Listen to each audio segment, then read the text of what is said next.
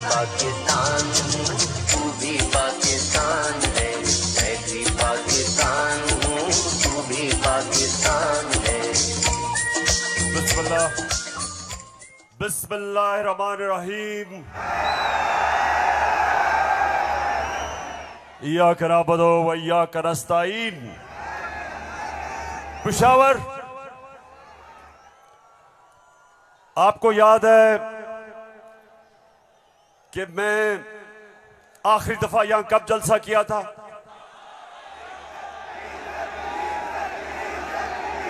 जब एक बैरूनी साजिश के तहत हमारी हुकूमत को गिराया गया, तो पहला जलसा मैंने उसके बाद अपने पेशावर की आवाम के पास आके किया।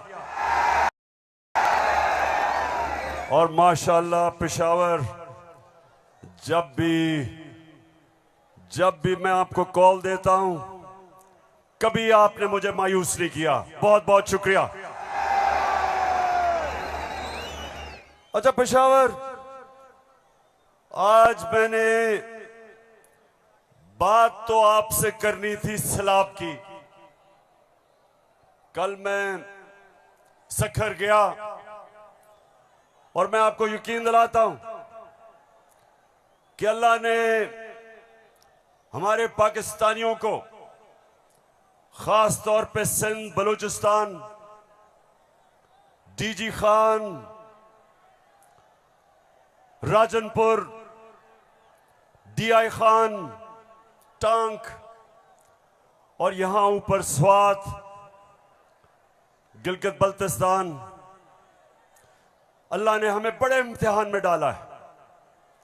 और सिंध में खास तौर पे मैं बात तो सिंध की करना चाहता था कि बहुत हमारे सिंध के पाकिस्तानी बड़ी मुश्किलों में हैं।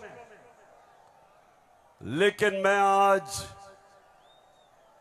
बात करना चाहता हूं,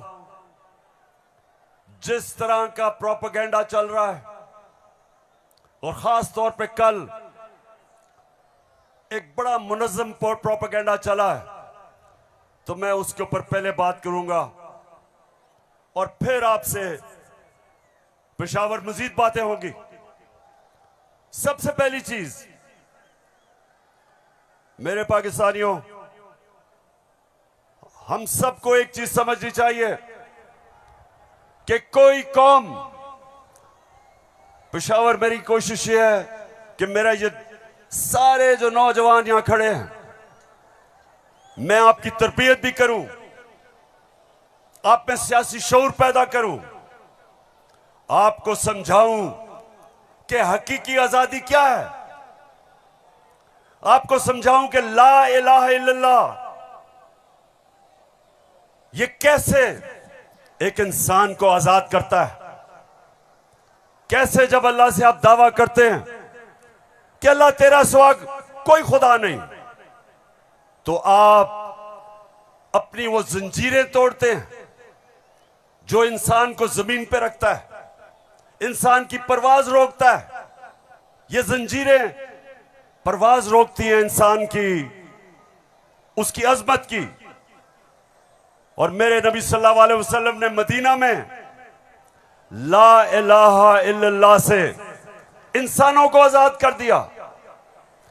छोटे इंसान बड़े इंसान बन गए। वो अरब जिनकी कोई हैसियत नहीं थी, चंद सालों में, पेशावर, चंद सालों में दुनिया की इमामत की उन्होंने। ये तारीख का हिस्सा है। और मेरी भी कोशिश है कि मैं अपनी कौम की जो जंजीरें बंधी हुई हैं जमीन से, जो हम ऊपर परवाज नहीं कर पा रहे, मेरी भी कोशिश ये है कि मैं अपने नबी सल्लल्लाहु अलैहि वसल्लम की सुन्नत पे चलते हुए अपनी कौम को जगाऊं और कौम को आजाद करूं, ताकि ये जंजीरें टूटे और मेरी कौम ऊपर परवाज करे। तो सबसे पहले ये जो प्रोपेगेंडा किया जा रहा है, ये जो चोरों का टोला एक अमरीकी साजिश के तहत इस मुल्क पर मुसल्लत किया गया। ये जो साजिशी टोला, ये जो इस मुल्क का 30 साल से खून चूस रहा था, आज हमारे ऊपर बिठाया गया हमारी बेहतरी के लिए नहीं, इस कौम को नीचा बनाने के लिए, कमजोर करने के लिए। और इसलिए मैं आपके पास आया हूं, दूसरी दफा आया हूं कि पेशावर मैंने इंशाअल्लाह आपको अपनी हकीकी आजादी की तहरीक में शामिल करके पाकिस्तान को एक अज़ीम कौम बनाना है। जो इलामा इकबाल की ख्वाब थी, वो कौम जो कि इंशाअल्लाह वर्ल्ड लीडर्स बनाएगी, जो खुशहाल होगी, जिधर हरे पासपोर्ट की दुनिया इज्जत करेगी, जिधर जब और इंशाअल्लाह एक दिन आएगा जब हमारे पाकिस्तान से बाहर जाएंगे तो दुनिया कहेगी कि वो देखो पाकिस्तानी आ रहा है।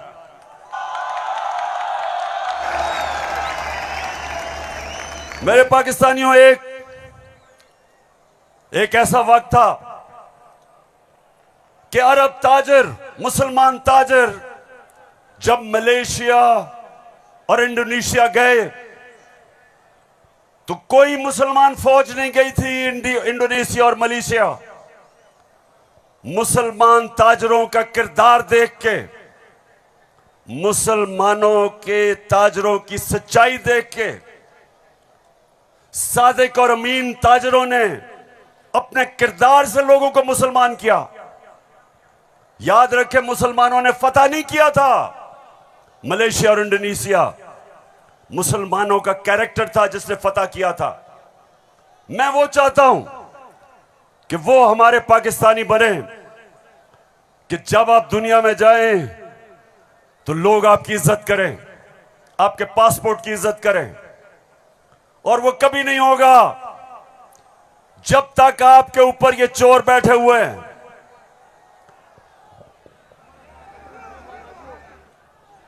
शबाज शरीफ, मैं चाहता हूं पेशावर जरा गौर से, क्योंकि आज मैंने बड़ी वीडियोस दिखानी है आपको।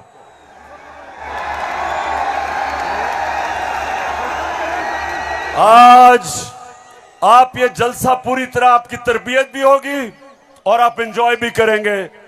तो मैं जो आपको कह रहा था, फिर से मैं जो आपको कह रहा था कि मैं चाहता हूं कि मेरी कौम एक खुददार, गैरतमंद कौम हो, क्योंकि ला इलाहा इल्लल्लाह इंसान को गैरत देता है।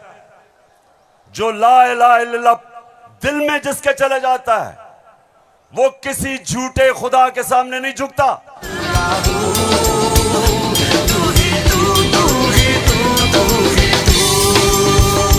अच्छा, अब देखो, जो मैं चाहता हूं कि किस तरह की कौम मुझे चाहिए, और जरा ये देखें इंपोर्टेड क्राइम मिनिस्टर को। मैं सऊदी अरब से होके आया हूं, मैं यूएई के होके, अभी मैं तुर्की होके आया हूं, और मैंने उन भाइयों को कहा कि आप हमारे बड़े अजीम भाई हैं, हमेशा आपने हमारी मदद की।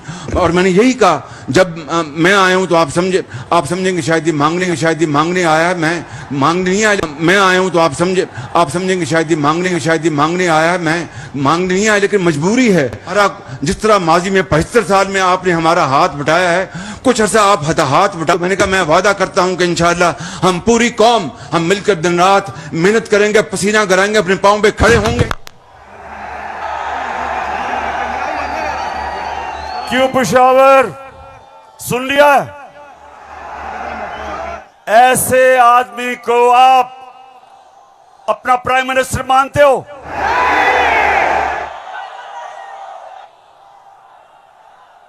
अगर ये वाकई अगर गैरतमंद प्राइम मिनिस्टर होता तो पहले जो इन्होंने अरबों रुपया चोरी करके मुल्क से बाहर रखा, पहले वो वापस लेके आते, फिर लोगों से पैसे मांगते। अपना पैसा चोरी करके मुल्क से बाहर, और बाहर जाके लोगों से पैसे भीख मांगना। अच्छा पाकिस्तानियों, पेशावर, मैं आज आपको अब बताना चाहता हूं कि ये जो चोरों का टोला हमारे ऊपर मुसल्लत किया, अब इनको पता चल गया है कि ये हमें हरा नहीं सकते। हाँ, मुझे पता है कि फजल रहमान भी इनमें से एक है। अब ये जो थ्री स्टूजेस हैं, इनको पता है कि मैच खेल के तो ये अब ये जीत नहीं सकते। इनको पता है कि जब भी इलेक्शन हुआ इन्होंने हारना है। अब ये कर क्या रहे हैं? साजिशें कर रहे हैं। किसी तरह इमरान खान को डिस्क्वालीफाई करवाओ, केस बनाओ, कभी तोशाखाना, कभी वो इनका पालतू इलेक्शन कमीशन, कभी वो कोशिश कर रहे डिस्क्वालीफाई करने के लिए। अदालत के अंदर मुझे दहशतगर्द बना दिया पिशावर वालों। दहशतगर्द आपके सामने खड़ा है। कोशिश है कि किसी तरह बस इमरान खान मैच ना खेले। ये वैसे ही है, जब हम छोटे थे क्रिकेट खेलते थे तो जब एक टीम हारने लगती थी वो विकेटें उठा के ले जाती थी। अब ये यही कर रहे हैं, मैच खेल नहीं सकते, किसी ना किसी तरह बस इमरान खान को बाहर निकालो टीम से। दूसरी चीज, और ये उससे खतरनाक चीज कर रहे हैं, पेशावर ये कोशिश कर रहे हैं कि किसी तरह पाकिस्तान की सबसे बड़ी जमात,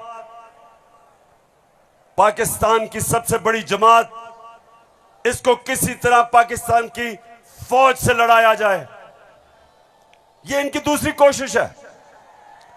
पहले डिस्क्वालीफाई करो और साथ साथ कोशिश करो कि पाकिस्तान की फौज के खिलाफ प्रोपेगेंडा करके लड़वाएं, और फिर पाकिस्तान की अदलिया के खिलाफ कि पाकिस्तान के अदारे किसी तरह तरीके इंसाफ के खिलाफ हो और ये किसी तरह मैच जीत जाएं। बस मैं आज आपको वीडियोस दिखाने लगा हूं, और मैं उससे पहले आपको बताऊं कि कोशिश इनकी क्या है। जो कुछ मैं कहता हूं, इनका प्रोपेगेंडा सेल बैठा हुआ है, वो हर चीज को मोड़ के कोशिश करता है कि या किसी तरह अदालत मेरे खिलाफ हो या किसी तरह फौज मेरे खिलाफ हो। अब मैंने क्या कहा था? मैंने अभी चंद रोज पहले क्या कहा, परसों मैंने क्या कहा? मैंने ये कहा कि फौज का जो आर्मी चीफ होता है उसको मेरिट पे सिलेक्शन होनी चाहिए।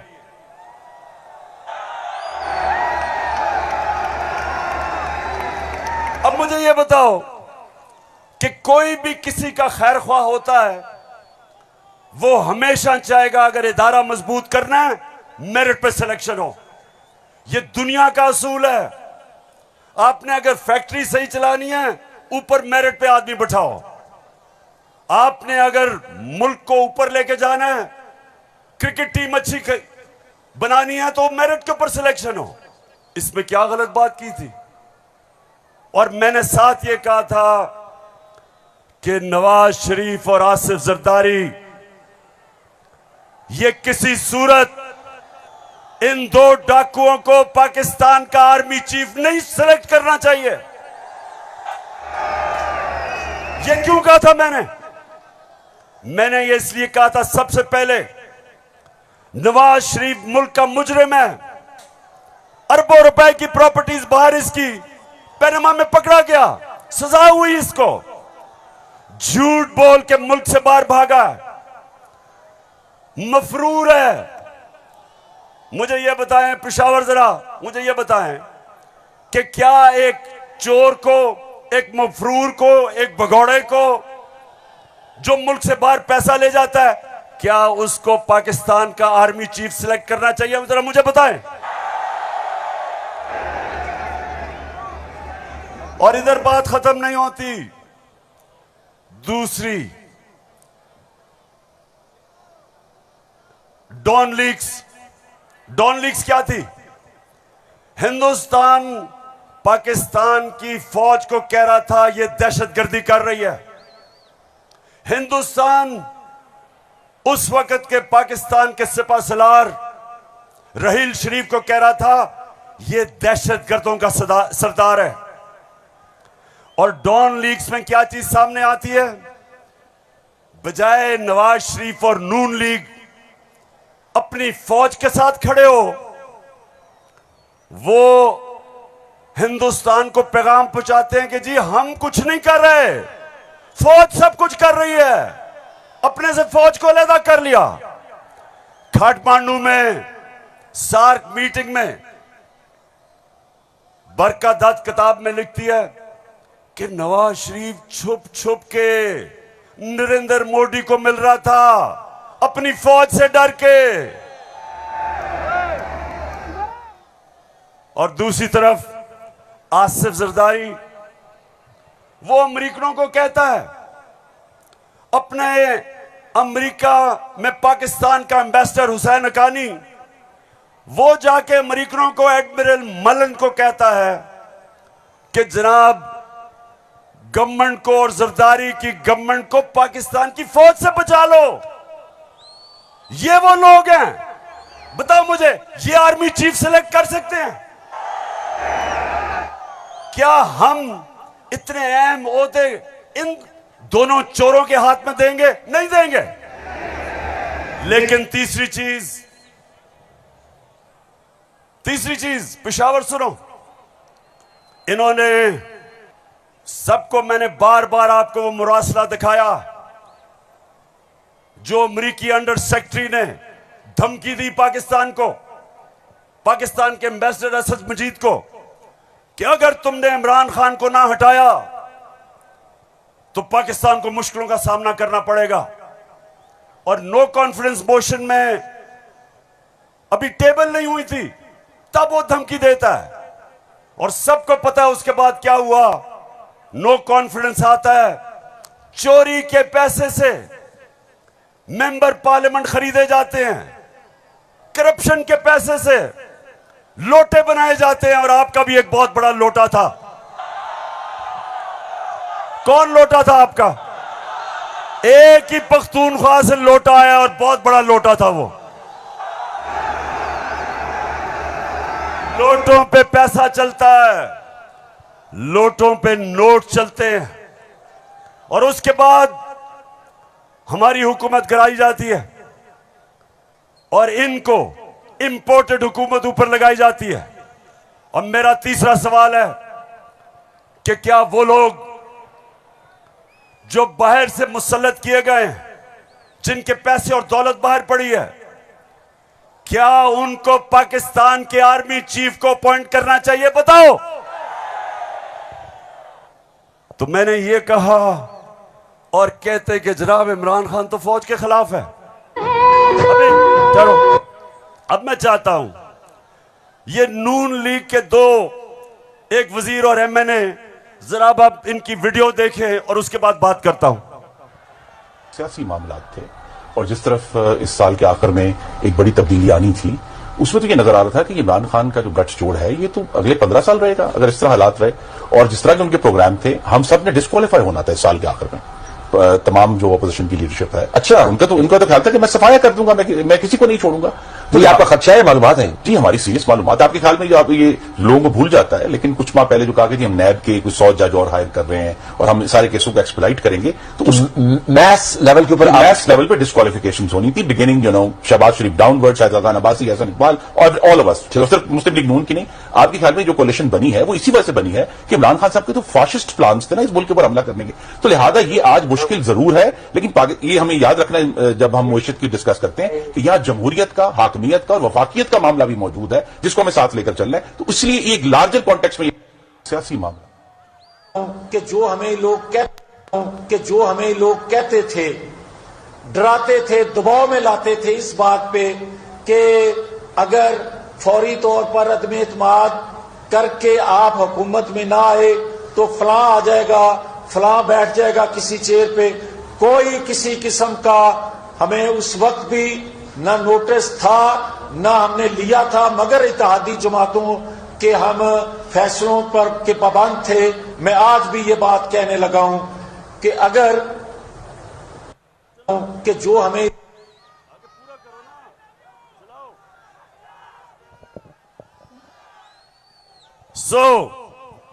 इसलिए ये हुकूमत हमारी गिराना चाहते थे कि इमरान खान एहतसाब ना कर दे। डर ये था कि अगर इमरान खान रह गया तो ये जेल में चले जाएंगे, क्योंकि इन्होंने जो चोरी किया वो पकड़ी जाएगी। मतलब ये कि ये इसलिए गिराना चाहते थे, महंगाई वजह नहीं थी, माइशत वजह नहीं थी, वजह सिर्फ एक थी कि इन्होंने एनआरओ लेना था और 1100 अरब रुपया अपना माफ करवाया।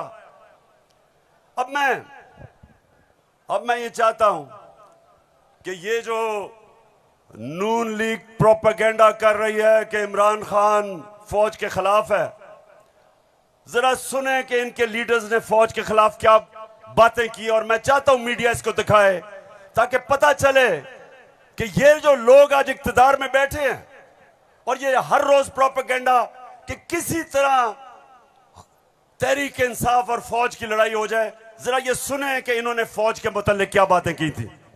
जनरल कमर जावेद बाजवा साहब, आपने हमारी अच्छी भली चलती हुकूमत को रुखसत करवाया, जजों से जोर जबरदस्ती से फैसले आपने लिखवाए। फौज के जवानों और अफसरों के नाम जब आप किसी फर्द वाहिद या मफाद परस्त टोले के लिए आइन तोड़ने के मुर्तकिब होते हैं, वहाँ आप खुद अपनी कौम को, अपने मुल्क और अपने लोगों को आइन शिकनों के रहमो करम पर छोड़ रहे होते हैं। हाँ, नवाज शरीफ ने ये जरूर किया कि उसने किरदारों और इदारों के दरमियान एक वाज़ेह लकीर खींच दी है। एक या दो अफराद इदारा नहीं हुआ करते, एक या दो अफराद इदारों की बदनामी का बायस बना करते हैं।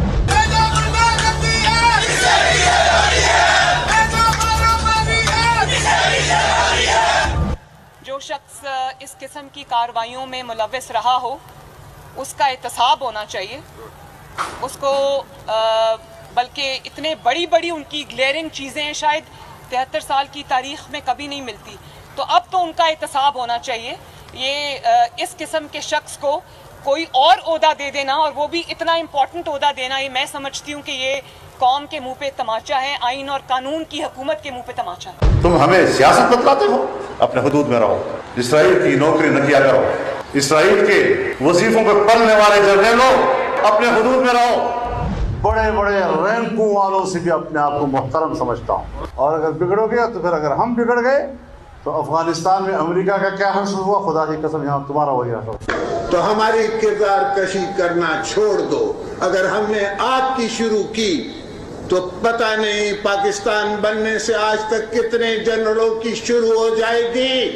बेटी भाई वो अक्यूज्ड हैं, उनकी लिस्ट लेके जिस दिन हमने प्रेस कॉन्फ्रेंस की तो आपकी ईंट से ईंट बढ़ जाएगी। अभिनंदन की क्या बात करते हैं। चीफ ऑफ आर्मी स्टाफ तशरीफ लाए, पैर कांप रहे थे, पसीने माथे पे थे। सुन लिया पेशावर, मैं इसलिए ये बता रहा हूं कि ये वो लोग हैं जो हमें कह रहे हैं कि हम अपनी फौज के खिलाफ हैं। फौज भी मेरी, मुल्क भी मेरा।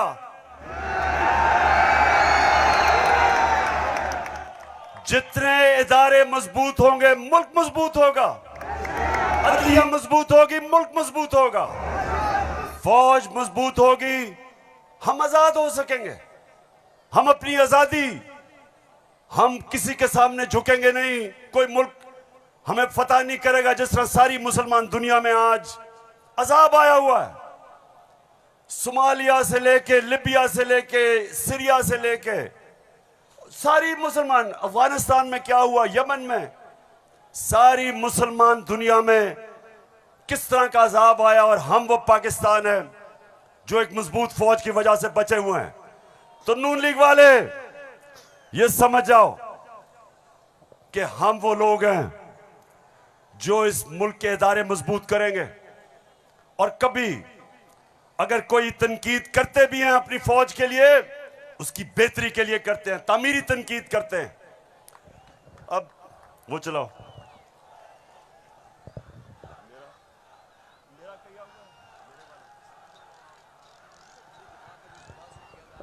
ये बड़ा इंपॉर्टेंट है, मैं अपनी सारी कौम के सामने कहना चाहता हूं। देखिए, एक तो जो फौज का इदारा है, कभी इसके खिलाफ बात ना करें, क्योंकि फौज एक ऐसी चीज है जो अगर हमारी फौज ना होती तो ये मुल्क में नहीं रहना था। इमरान खान से ज्यादा इस मुल्क को जरूरत पाकिस्तानी फौज की है, और हमें हमेशा इस इदारे को इसकी मजबूती के लिए हमें बात करनी चाहिए। और हमारे जो दुश्मन है वो मुसलसल इसको अटैक करते हैं, बल्कि ये दोनों जो prime minister, ex prime minister और प्रेसिडेंट, वो जरदारी और नवाज शरीफ, इन दोनों ने अपनी फौज को अंडरमाइन करने की कोशिश की है। ये जब गवर्नमेंट में भी थे, इन्होंने अंडरमाइन किया उसको। इन्होंने गवर्नमेंट में रहते हुए वो डॉन लीग्स क्या थी, डॉन लीग्स वो हिंदुस्तान के साथ कह रहे थे कि जी हमारी फौज की वजह से हम दोस्ती नहीं हो रही। और जो मेमो गेट था वो क्या था, वो अमेरिकनों को कह रहा था जरदारी अपने हुसैन हक्कानी के जरिए। जी शुक्रिया। मैं इसलिए आपके सामने ये रख रहा हूं कि ये मैं आज से नहीं कह रहा, ये मैं हमेशा समझता हूं। और आज तो है ही 6 सितंबर। पेशावर, मुझे अभी भी 6 सितंबर याद है। मैं उस वक्त स्कूल में था और मुझे याद है जब के लाहौर के पास हिंदुस्तान की फौज आई और जो वहां जिस तरह की हमारे घरों में बमबारी की आवाज आ रही थी, तो मुझे तो बड़ी अच्छी तरह 6 सितंबर याद है। और मुझे यह भी याद है कि सारी कौम तब खड़ी थी अपनी फौज के साथ। अब दूसरी चीज, मैं ये चाहता हूं कि आप सब देखें कि जुडिशरी के खिलाफ ये नून लीग ने पाकिस्तान की अदलिया के खिलाफ क्या बातें की हैं, जरा ये जरूर देखें, फिर मैं आप अगली बात करता हूं। इस तरह बेंच फिक्सिंग भी एक जुर्म, इस पे भी 100 मोटिव। फजल रहमान देख ले कितना गुस्सा चढ़ा हुआ है इसको। सारे फैसले एक ही जज करेगा, जैसे लगता है कि उसका जज नहीं है, उसकी पार्टी का रुकन हो। जब बेंच बना तब से लेकर आज तक के फैसले तक इंसाफ होता हुआ नजर नहीं आ रहा था। अपने एक शख्स की वजह से आज आइन की तशरीह को में फर्क डाला जा रहा है। अपनी मर्जी से आइन की तशरीह की जा रही है। फुल कोर्ट इसलिए नहीं बनाया गया कि अगर फुल कोर्ट बन जाती तो आज का फैसला मुख्तलिफ होता। मौजूदा बेंच है, उसमें जो मुअज़्ज़ज़ जज साहबान बैठे हैं, उन जज साहबान का हमारे मतलब जो उनके ख्यालात हैं उनसे भी कोई ना वाकिफ नहीं है, ना हम ना वाकिफ हैं। और उसके बाद हर वो केस जिसका फैसला हमारे खिलाफ आना हो, उस बेंच का जो है वो वही हिस्सा होते हैं। और अब तो ये बात पहले से जो है वो प्रिडिक्ट होने लगी है। जो सहाफ़ी वहाँ सुप्रीम कोर्ट की कार्रवाई को कवर करते हैं, तो वो पहले से जब बेंच बनता है या कोई केस जाता है तो वो पहले से बता देते हैं कि इसके ऊपर फलां बेंच बनेगा। अगर कुछ लोग गैर जानिबदार नहीं होंगे, अगर इसके सहूलतकार पीछे नहीं हटेंगे, तो हमें बता दें मुल्क कौन चलाएगा। सुप्रीम कोर्ट के जजेस ने पीछे बेंड करके अपने आप को कभी इधर कि नहीं, शायद उनको समझ नहीं आई, शायद उनके तक पैगाम नहीं पहुंचा, वगैरह वगैरह वगैरह करके इनको हाथ नहीं लगाया इनको। तो मतलब ये है कि इनको कौन सी दीवार पे लगाया।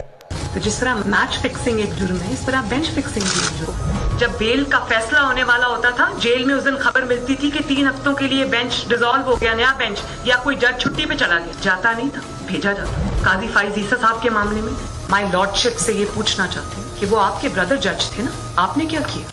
तो फिर हमारी बात नोट कर लो, हम हर उस अदालत का और उस जज का घेराव करेंगे जो तुम्हारे इस गंदे और घटिया एजेंडे को परवान चढ़ाने के लिए अपोजिशन के खिलाफ जो है इक़दाम करेगा।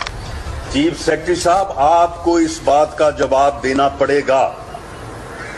आपने इधर ही रहना है, आपके बच्चों ने भी इधर ही रहना है। कमिश्नर लाहौर साहब, आपने भी इधर रहना है, आपने सर्विस भी करनी है।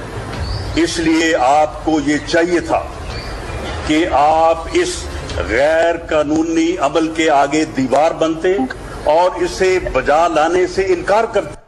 आला अदलिया के जजेस पार्टी बनकर अगर चीफ जस्टिस वो जबान इस्तेमाल करेंगे जो इमरान खान कंटेनर पे चढ़ के करता था, तो उस जबान का वही जवाब मिलेगा जो नवाज शरीफ के सियासी मुखालिफिन को दिया।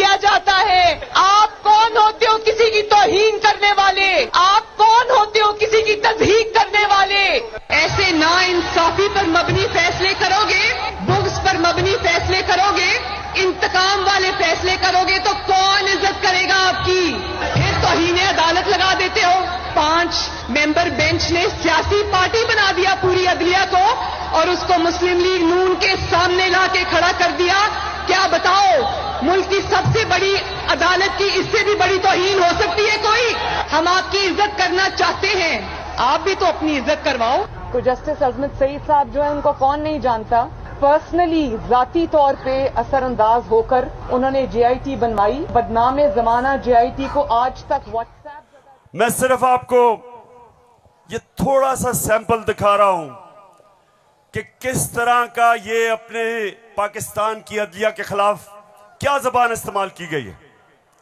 और मैं अपना आपको बता दूं, आज से 26 साल पहले जब मैंने सियासत शुरू की तो उसको इंसाफ की तहरीक का, आजाद अदलिया के लिए सबसे पहले हम खड़े हुए।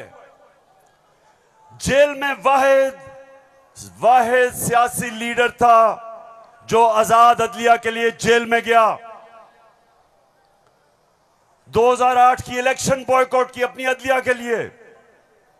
उसके बाद जब हम इक्तदार में आए तो इस्लामाबाद में 50 साल के बाद पहली दफा जुडिशल कॉम्प्लेक्स बनाया अपने जजेस के लिए। मैं ये इसलिए आपको कह रहा हूं कि जो कानून की बालादस्ती, रूल ऑफ लॉ, कोई माशरा आगे नहीं बढ़ सकता जब तक वहां इंसाफ नहीं होता। और इंसाफ देती है अदलिया, इसलिए हमने हमेशा अपनी अदलिया की इज्जत की है। ये जो नून लीग के लोग हैं जो आज जिस तरह की जबान इस्तेमाल कर रहे हैं, सोशल मीडिया पे अटैक कर रहे हैं इस्लामाबाद के चीफ जस्टिस को, ये कभी, मैं आपको ये बता रहा हूं कि मैंने कभी अपनी पार्टी को इजाजत नहीं दी कि अदलिया को अटैक करे, क्योंकि आखिर में इंसाफ होगा तो मुल्क में खुशहाली आएगी और इंसाफ अदलिया देती है। मुझे बड़ा जनाब इन्होंने कहा कि देखें इमरान खान ने कोई बड़ी गलत जबान इस्तेमाल कर दी। मैं आप सबके सामने आज ये कहना चाहता हूं कि मैं अपनी अदलिया की इज्जत करता हूं, लोअर कोर्ट्स की इज्जत करता हूं। वो लोअर कोर्ट्स जो आम इंसानों की खिदमत करते हैं और मुश्किल हालात में, अगर एक मजिस्ट्रेट ज़ेबा के खिलाफ ऐसे लगा कि मैंने कोई सख्त जबान इस्तेमाल की, उसकी वजह थी मैं शहबाज गिल को देख रहा था, उसके ऊपर तशद्दुद हुआ, उसको जिसको कहते हैं कस्टोडियल टॉर्चर, उसको हवालात में बंद करके तशद्दुद किया गया, नंगा किया गया। और उसकी जब हमने देखा उसके हालात और उसके ऊपर प्रेशर डाला गया कि मेरे खिलाफ स्टेटमेंट दे, मेरे ही उसके ऊपर अगर ज्यादा ऐसे लगा सख्त स्टेटमेंट है, ये मेरा मकसद नहीं था। कभी मैं ये नहीं समझ सकता कि मैं किसी जज को धमकी दूं, लेकिन मैं आज सबको ये कहना चाहता हूं कि इस मुल्क में जब तक इदारे मजबूत और ताकतवर नहीं होंगे, मुल्क ऊपर नहीं आएगा। आज अगर मगरिब के अंदर खुशहाली है तो वहां इंसाफ है। जितना ज्यादा इंसाफ और कानून की बालादस्ती, उतना खुशहाल माशरा। तो मेरी तो पहले दिन से यह स्ट्रगल है। तो पेशावर सबको मैं आज पैगाम देना चाहता हूं कि ये जो कोशिश की जा रही है तहरीक इंसाफ को इदारों से लड़ाने की, ये कौम सब समझ गई है। कौम में सियासी शऊर आ गया है। लोग एक एक चीज, कभी भी पाकिस्तान के अंदर अवाम और बच्चे और नौजवान और मेरी ख्वातीन बहनें, कभी इस तरह का शऊर और बेदारी नहीं थी जो अल्लाह के फजल से आज पाकिस्तान में है। तो ये जो चोरों का टोला, ये जो बार बार कोशिश कर रहा है कि तहरीक इंसाफ को दीवार से लगाया जाए, सब सुन लो कि जितना तुम मुझे दीवार से लगाओगे उतना मैं और तुम्हारे से मुकाबला करूंगा, लड़ूंगा तुम्हारे से।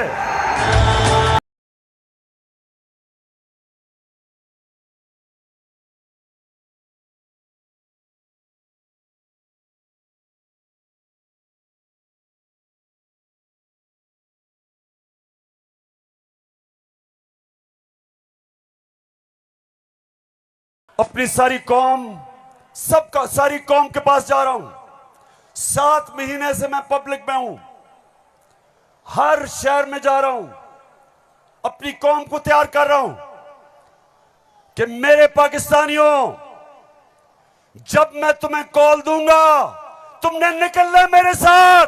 कहती है ये राहे अमल, आओ हम सब साथ चले, मुश्किल हो या आसानी हाथ में डाले हाथ चले, धड़कन है पंजाब मगर दिल अपना मेहरान है।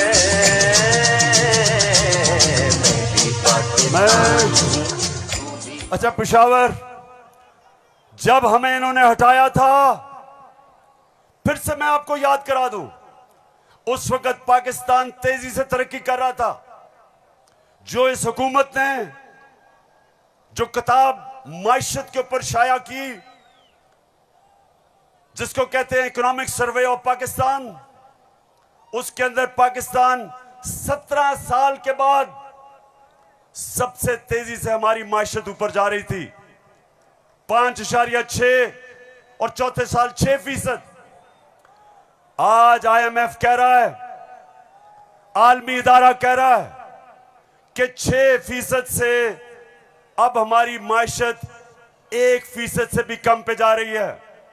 यानी माइशत सुकड़ रही है, बेरोजगारी बढ़ रही है, फैक्ट्रियां बंद हो रही हैं, किसान जिसने रिकॉर्ड पैदावार की थी उसकी पैदावार नीचे जा रही है, क्योंकि बिजली और फजल रहमान की कीमत ऊपर चली गई है।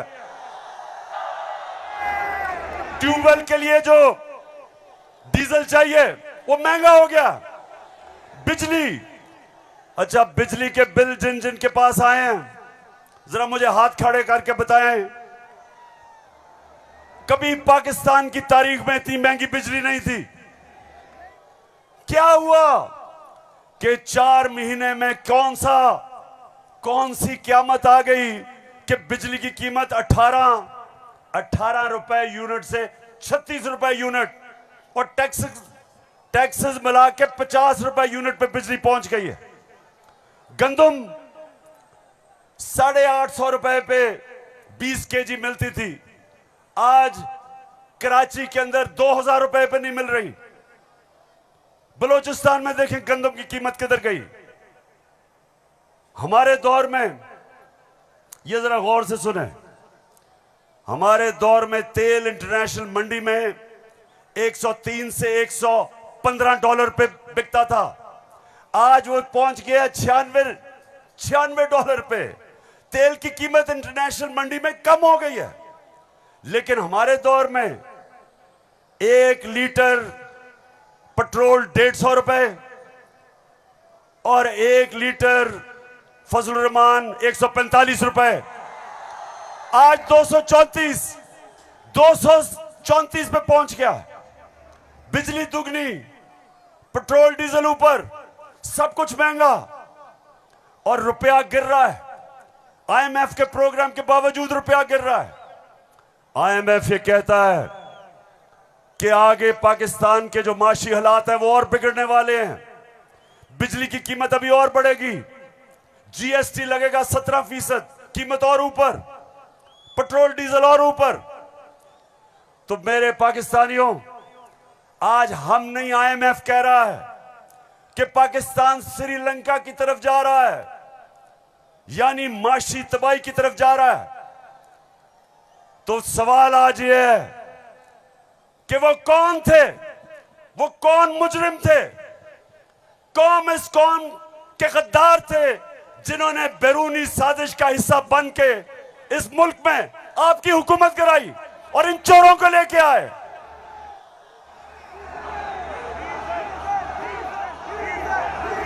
मैं अब जरा जो आपको आजकल जो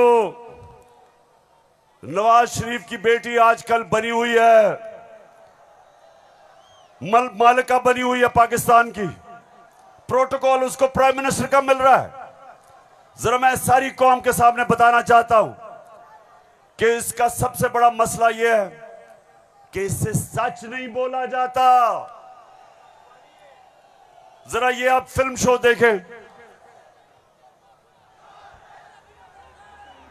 ना, आपकी इनकम इतनी है कि आपको ये प्रॉपर्टी आप ले सकते हैं कि आपने मेफेयर के अंदर जो आपकी 4 अपार्टमेंट्स हैं उनकी 1 अरब से ज्यादा, 1 अरब रुपए से ज्यादा उनकी कीमत है।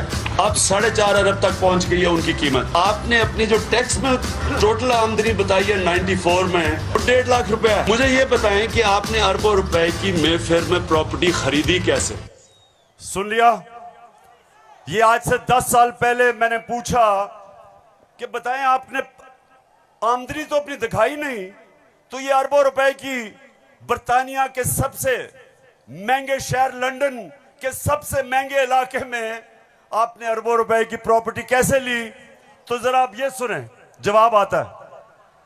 बात ये है कि जिन अरबों रुपए की मेफेयर की प्रॉपर्टीज की ये बात कर रहे हैं, ये तो पहले पता नहीं है। बताएं कौन सी प्रॉपर्टीज है, लाएं, दिखाएं, उसका कोई प्रूफ लाएं।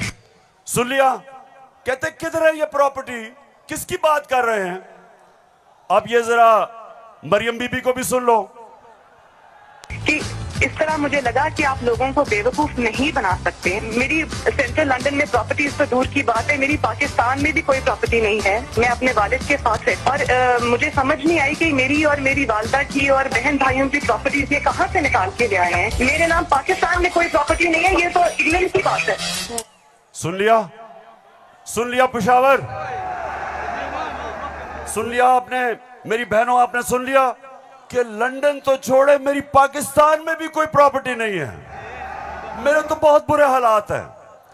अब मरियम बीबी को नहीं पता था कि एक इंटरनेशनल इंकशाफ होता है, पैनामा पेपर्स। दुनिया में जो सीक्रेट डॉक्यूमेंट्स हैं वो लीक हो जाती हैं।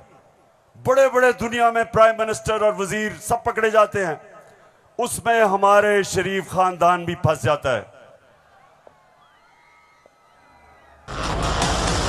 नवाज शरीफ, मरियम नवाज, हसन नवाज और हुसैन नवाज के बैरून मुल्क खुफिया असासों का इंकशाफ। पनामा लीक्स ने बैरून मुल्क खुफिया दौलत का भांडा फोड़ दिया। सुन लिया, अब ये सुना, ये इंकशाफ हो गया। जब इंकशाफ हुआ तो मरियम के भाई हुसैन शरीफ क्या कहते हैं, ये जरा सुन लें। मैं इस बात को तस्लीम करता हूँ कि अल्हम्दुलिल्लाह पाक लेन के ऊपर जो अपार्टमेंट्स हैं वो अल्हम्दुलिल्लाह हमारे हैं। मैं इस बात को तस्लीम करता हूँ कि उनको ऑफशोर कंपनीज नेस्कॉल लिमिटेड और नीलसन लिमिटेड जो है उनको ओन करती हैं। और मैं आपको ये भी अर्ज करता हूँ उनको होल्ड कर रही है इस वक्त मरियम नवाज शरीफ, मेरी हमशीरा जो है। पेशावर सुन लिया कि छुपाई हुई थी प्रॉपर्टीज। एक हदीस है कि शैतान आप इंसान के गुनाह दुनिया में नशर कर देता है। वो दुनिया में नशर हो गए, उन्होंने कहा हमारी प्रॉपर्टीज नहीं, प्रॉपर्टी सामने आ गई। अब ये मैं आपको समझाने की कोशिश कर रहा हूं। असल में नवाज शरीफ की प्रॉपर्टी थी, मरियम बेचारी के पास किधर से पैसा आया? पैसा तो नवाज शरीफ का था। क्यों छुपा रहा था? क्योंकि आपके चोरी का पैसा था, अवाम से पैसा चोरी किया था। चोरी और करप्शन में क्या फर्क? चोरी होती है जो जेब कुतरा करता है, जो आपके घर में चोरी होती है, जो साइकिल चोरी होता है, मोटरसाइकिल, इंसान को नुकसान पहुंचता है। करप्शन, मुल्क का पैसा चोरी करने को करप्शन कहते हैं, और मुल्क तबाह होते हैं करप्शन से। जो पैसा आपकी तालीम पे, अस्पतालों पे, सड़कों पे, गुर्बत कम करने पे, जो पैसा वहां खर्च करना होता है इनकी जेबों में चला जाता है, मुल्क से बाहर चला जाता है। इसलिए कौम में गरीब इसलिए नहीं होती कि उनके पास वसाइल नहीं है, असासे नहीं है। कौमें गरीब तब होती हैं जब उनके अपने सरबराह मुल्क को पैसा चोरी करके बाहर ले जाते हैं। तो ये जो आज हमारे ऊपर मुसल्लत किए हुए हैं, सारी कौम तैयार हो जाए। मैं कभी इनको कबूल नहीं करूंगा, मैं कभी इनकी गुलामी कबूल नहीं करूंगा।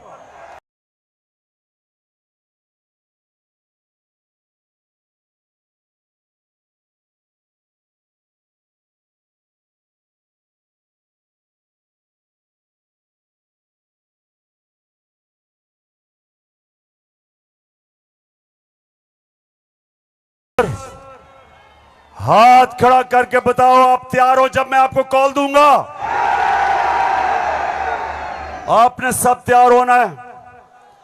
जिस तरह मैं आपको कह रहा हूं, कहता रहा हूं, मैं हूं आपका कप्तान और आप मेरी टीम हो। और ये वर्ल्ड कप हमने पाकिस्तान की हकीकी आजादी के लिए जीतना है। एक अजीम मुल्क बनाना है पाकिस्तान को। हमेशा आजाद मुल्क ऊपर जाते हैं, गुलाम मुल्कों की परवाज नहीं होती। हम ये नहीं चाहते कि हम किसी दुनिया के मुल्क से लड़ाई करें। हम अमेरिका को मैं बार बार कहूं कि अमेरिका, हम अमन में आपके साथ हैं, किसी जंग में हम आपके साथ नहीं हैं। हम दोस्ती चाहते हैं, लेकिन हम किसी सूरत आपकी गुलामी नहीं चाहते। हम अपनी जमीन नहीं इस्तेमाल होने देना चाहते किसी और लड़ाई के अंदर। हम नहीं चाहते कि हमारी जमीन इस्तेमाल हो किसी भी दुनिया के मुल्क के ऊपर आप किसी किस्म की जारियाना कार्रवाई करें। हम ये नहीं चाहते। हम फिर से कहते हैं, हम अमन में सबके साथ हैं।